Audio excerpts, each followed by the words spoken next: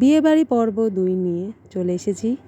তো বিয়ের দিন সকালে ভোর 4টার সময় ঘুম থেকে ভাইকে উঠিয়ে দধিমঙ্গলের পর্বটা শুরু করা হলো। দধিমঙ্গলের জন্য খই, মিষ্টি দই, রসগোল্লা সব মিলিয়ে ওকে খাওয়ানো হয়েছে। আর দেখে মনে হচ্ছে ওর একদমই খেতে ইচ্ছা করছে না। এখানে জাগ প্রদীপ জ্বালানো হয়ে গেল। প্রিপারেশনের জন্য সব রকম জিনিস রাখা হয়েছে। বড়রা আশীর্বাদ করলো আস্তে আস্তে। আর আশীর্বাদ করার পরে সবাই জল সইতে গেছে। এখানে আমিও একটু ভাইকে আশীর্বাদ দিয়ে দিয়েছি। হালকা হালকা শীত পড়ে গেছে, তাই সবাই একটু হালকা চাদর নিয়ে বেরিয়েছে।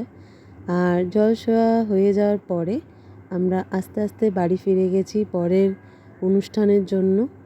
আর ভাই ততক্ষণে একটু ঘুমিয়ে নিল, আর আমরাও বাড়ি ফিরে এলাম।